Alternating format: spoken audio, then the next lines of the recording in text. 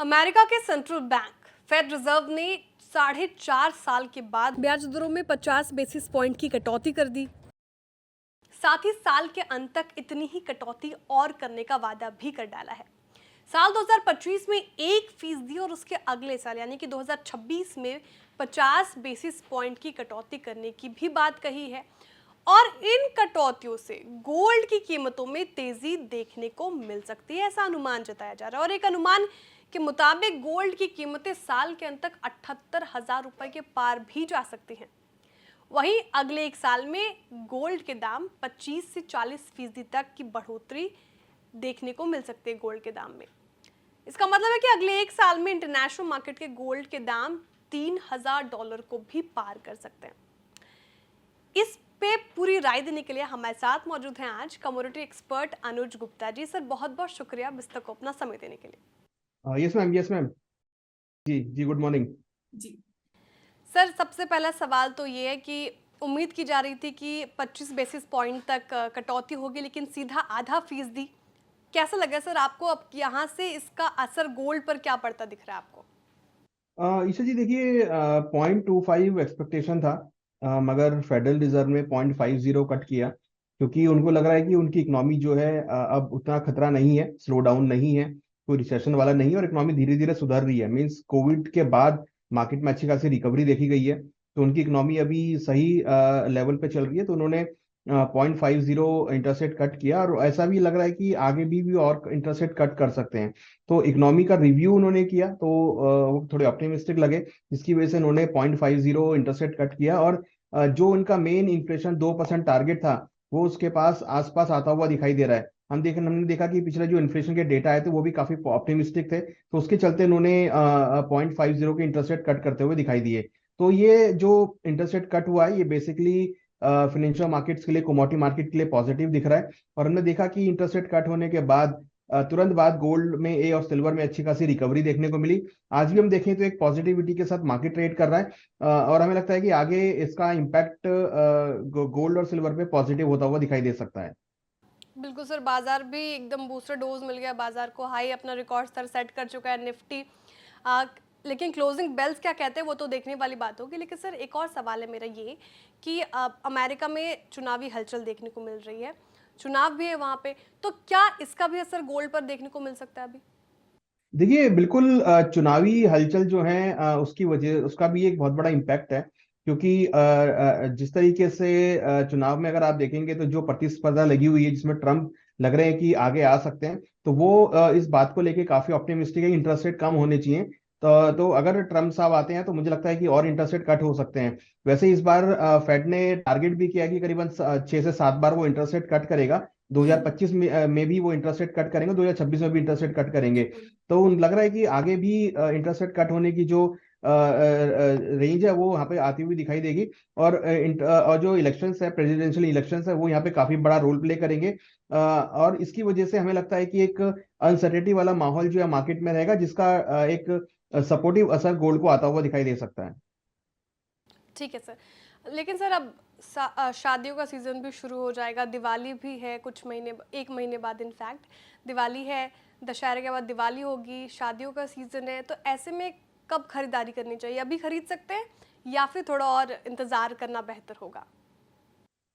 देखिए, हमारे बजट में कस्टम ड्यूटी कम हुई थी, उसके बाद हमने एक बड़ा फॉल गोल्ड सिल्वर में आते हुए देखा था। इनफैक्ट गोल्ड के प्राइस 68,000 तक आते हुए दिखाई दिए थे, सिल्वर में भी करीबन 78,000 तक के भाव आते हुए दिखाई दिए थे। तो वहां पर हमने भी ये कहा था कि जो भी डिप आ रहा है वहां पे खरीदारी करके चलें। हमें लगता है कि गोल्ड सिल्वर में जो भी डिप्स आते हैं वो एक अपॉर्चुनिटी रहती है खरीदारी करने के लिए। और अगर बात करें शादियों की, तो वो तो मैंडेटरी है, मुझे लगता है कि वहां पे तो खरीदारी करना चाहिए। और इन्वेस्टमेंट के लिए हमें लगता है कि जो भी छोटे मोटे करेक्शंस आते हैं, डिप्स आते हैं, वहां पर स्मॉल स्मॉल डिनोमिनेशंस में एक्यूमुलेट कर सकते हैं। क्योंकि जिस तरीके से अनसर्टेनिटी वाला माहौल लग रहा है, हमें लगता है कि आगे चलकर गोल्ड सिल्वर के भावों में आपको अगेन एक तेजी का ट्रेंड देखने को मिल सकता है। क्योंकि अगर आप देखेंगे तो डॉलर इंडेक्स में काफी गिरावट देखने को मिली है, और अगर आप देखेंगे उसके मुकाबले जो बाकी करेंसीज हैं सब में स्ट्रेंथ रही है। तो एक डी डॉलराइजेशन वाला जो कंसेप्ट है वो यहाँ पर आता हुआ दिख रहा है, जिसकी वजह से हम देख रहे हैं कि डॉलर की डिमांड कुछ कम होती हुई दिखाई दी है, और बाकी एसेट क्लास की डिमांड बढ़ी है।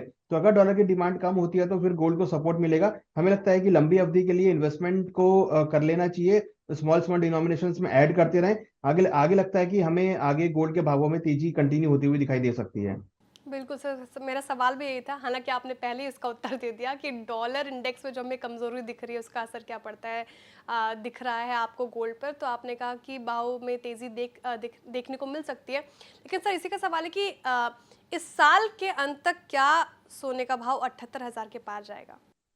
देखिए 78 तो नहीं, बट हाँ जो हम टारगेट कर रहे हैं अभी, हमें लगता है कि 75,000 के आसपास तक के लेवल्स आपको देखने को मिल सकते हैं, जो कि करीबन 2650 से लेकर $2700 के हो सकते हैं। तो 75,000 हमें लगता है कि एक क्रूशियल लेवल रहेगा, जो कि लास्ट टाइम भी गोल्ड ने करीबन 74,400 के आसपास का हाई बनाया था। तो अगर वो ब्रेक होता है तो 75,000 को हम टारगेट करेंगे। 75,000 अगर ब्रेक करता है तो फिर हम 78,000 को देख सकते हैं। फिलहाल हमें लगता है कि 75,000 से लेकर 78,000 ये एक रेंज है जो हम टारगेट कर सकते हैं, बट हम इनिशियली 75,000 को टारगेट कर रहे हैं। हमें लगता है कि ये टारगेट फिलहाल दिवाली तक एक बार देखने को मिल सकता है।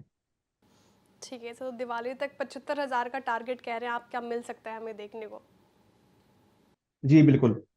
ठीक है सर, अगले एक साल तक कहाँ देख रहे हैं आप गोल्ड के भाव को? गोल्ड एंड सिल्वर अगले एक साल तक कौन सा लेवल्स पे आपको दिखाई दे रहा है फिलहाल? देखिए बैंक ऑफ अमेरिका की रिपोर्ट आई थी कि उनका एक साल का टारगेट करीबन $3,000 था। तो हम्म। अगर आप बैंक ऑफ अमेरिका की तरफ देख रहे हैं तो वो तो $3,000 का टारगेट देख रहे हैं, बट हमें लगता है कि $2700-$2800 के आसपास के मार्केट आपको देखने को मिलेंगे। क्योंकि कहीं ना कहीं हमें लगता है कि थोड़ा सा जो मोमेंटम है वो थोड़ा सा स्लो रहेगा। ऑलरेडी हम काफी अच्छा रनअप देख चुके हैं, हालांकि रनअप आगे भी बरकरार रहेगा, बट स्पीड थोड़ी सी हमें लगता है कि थोड़ी सी कंट्रोल में रहेगी। बट हाँ ये जरूर है कि ट्रेंड पॉजिटिव है तो ऊपर की तरफ जाएगा। तो एक साल की अगर हम बात करें तो हमें लगता है कि $2800 तक के टारगेट आपको गोल्ड में देखने को मिल सकते हैं। $28, जो कि करीबन 78,000 के आसपास के लेवल्स रहेंगे। तो शॉर्ट टर्म में 75,000, और एक साल की अगर बात करें तो 78,000 तक के लेवल गोल्ड में देखने को मिल सकते हैं।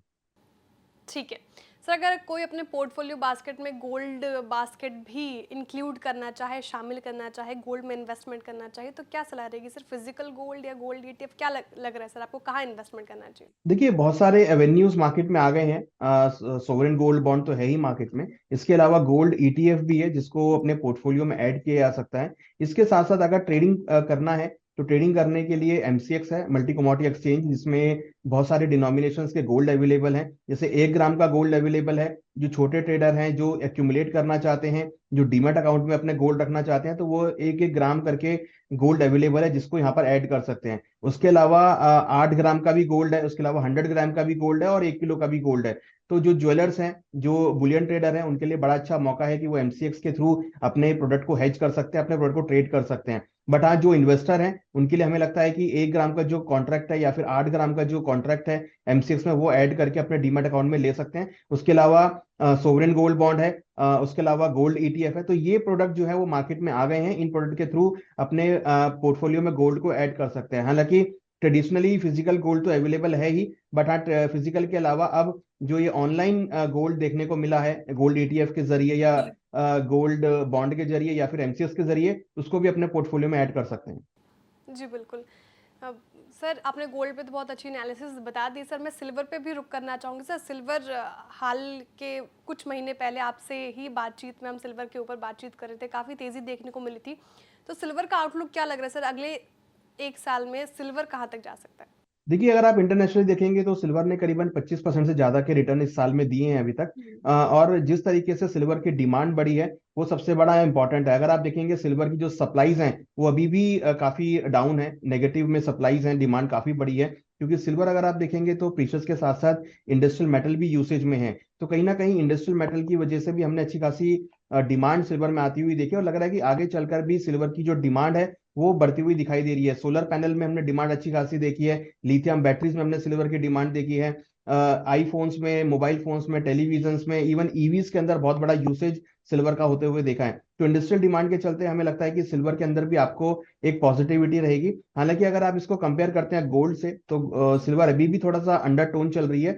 हमें लगता है कि सिल्वर में काफी अच्छा पोटेंशियल बाकी है, और सिल्वर हमें जल्दी ही, अगर हम देखें तो टारगेट वाइज हम देखें तो 35 से लेकर $40 तक के लेवल आपको देखने को मिल सकते हैं। और हमारा मानना है कि सिल्वर में अगेन हम 95,000 से लेकर 1 लाख तक के लेवल सिल्वर में देख सकते हैं। तो सिल्वर का जो यूसेज है वो इंक्रीज हुआ है, और उसकी जो सप्लाईज है वो काफी टाइट रही हैं, जिसकी वजह से हमें लगता है कि डिमांड सप्लाई के मिसमैच के चलते सिल्वर के भावों को आने वाली लंबी अवधि में अच्छा खासा सपोर्ट मिल सकता है। बिल्कुल सर। सर, हम जब गोल्ड की बातें कर रहे थे, आपने इन्वेस्टमेंट के तरीके भी बताए, गोल्ड में किस तरीके से आप इन्वेस्ट कर सकते हैं, लेकिन सर समय किस वक्त इन्वेस्ट करना सही रहेगा? क्या अभी जो मूड माहौल चल रहा है ये सही समय है गोल्ड में निवेश करने का? देखिए अब समय की बात करें तो हम ये कहते हैं कि जनरली जो भी गोल्ड में डिप मिलते हैं वो एक अच्छी अपॉर्चुनिटी रहती है। बट ये एक प्रोसेस है, मींस अगर हम गोल्ड के इन्वेस्टमेंट की बात करें तो ये इसको एक प्रोसेस की तरह इसको रखना चाहिए, क्योंकि गोल्ड के हर डिनोमिनेशंस के कॉन्ट्रैक्ट्स हैं। पहली बात तो ये कि अपने पोर्टफोलियो में हमें लगता है कि एक इन्वेस्टर को 10 से 15% के आसपास गोल्ड को जरूर जगह देना चाहिए, और उसको एक स्मॉल डिनोमिनेशन तय करना चाहिए, जैसे हम एसआईपी करते हैं उसी फॉर्म में वो अपने पोर्टफोलियो में गोल्ड को ऐड कर सकते हैं। जैसे सपोज अगर किसी को गोल्ड लेना है तो वो अपने हर महीने 1 ग्राम या 2 ग्राम का एक टारगेट बना ले कि उसको हर हर एक महीने में 1 या 2 ग्राम गोल्ड बाय करना है। तो अगर वो ऐसा करता है तो उसका पोर्टफोलियो में गोल्ड ऐड भी होता जाएगा, और एसआईपी के थ्रू जैसे हम जानते हैं कि एक एवरेजिंग हो जाती है, तो वो एवरेजिंग भी वहां पर होती रहेगी। तो मुझे लगता है कि गोल्ड को एक प्रोसेस बना के चलें कि उनको एक लॉन्ग टर्म के लिए इन्वेस्टमेंट रखनी है, और हर महीने वो कुछ एक फिगर डिसाइड कर ले, जैसे एसआईपी हम करते हैं तो वैसे ही एसआईपी के तौर पर अगर आप 1 ग्राम भी गोल्ड ऐड करते हैं तो एक साल में आपके पास 12 ग्राम गोल्ड इकट्ठा हो जाता है। तो मेरे हिसाब से टाइमिंग हमेशा ही गोल्ड के लिए बहुत बेहतर है। बट हाँ, ये अगर एक इन्वेस्टर के पॉइंट ऑफ व्यू से देखें तो इनको एक अमाउंट फिक्स कर लेना चाहिए कि वो कितना अमाउंट गोल्ड में डाल दें, और उसको मंथली हिसाब से गोल्ड में डाल डाल सकते हैं, जिससे कि जो भी गोल्ड की वॉलिडिटी होगी उसके अकॉर्डिंग उसको एवरेज मिलता हुआ दिखाई देगा। बिल्कुल सर। सर, अभी यूएस फेड ने जो ब्याज दरों में कटौती की है, उसके बाद से ये अनुमान, जैसे कि हम बात कर रहे हैं कि अनुमान जताया जा रहा है कि गोल्ड में तेज़ी हमें देखने को मिल सकती है। जैसा कि आपने भी कहा, और पॉलिसी में भी कहा गया कि 2025 में भी ब्याज दरों में कटौती करने की बात कही गई है 1% के करीब, और 2026 में भी कही गई है। तो सर, क्या 25 और 26 में भी गोल्ड के भाव में हमें तेज़ी ऐसे ही देखने को मिलती रहेगी जैसे अभी अनुमान जताया जा रहा है?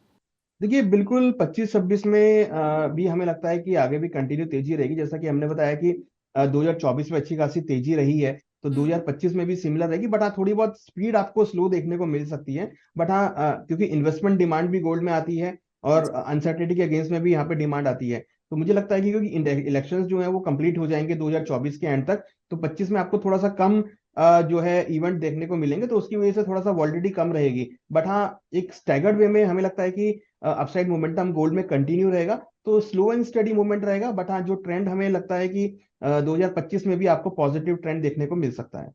बिल्कुल। ठीक है सर, बहुत बहुत शुक्रिया हमारे तमाम सवालों के जवाब देने के लिए। मुझे पूरी उम्मीद है कि दर्शक इस वीडियो से बहुत कुछ सीख पाएंगे। बहुत बहुत शुक्रिया सर आपका। Thank you very much. Thank you sir. यहाँ पर हमने जो भी डिस्कस किया है वो एक नॉलेज के लिए, अवेयरनेस के लिए है। इसमें हमारी कोई पर्सनल पोजीशन नहीं है। जो भी आप इन्वेस्टमेंट करें अपने इन्वेस्टमेंट एडवाइजर से जरूर डिस्कस करें, अपने रिस्क को देखकर ट्रेड लें। मार्केट में बहुत सारे प्रोडक्ट अवेलेबल हैं, अपने रिस्क के अकॉर्डिंग प्रोडक्ट को चूज कर सकते हैं और गोल्ड में इन्वेस्टमेंट कर सकते हैं। इसमें हमारी कोई पर्सनल पोजीशन नहीं है।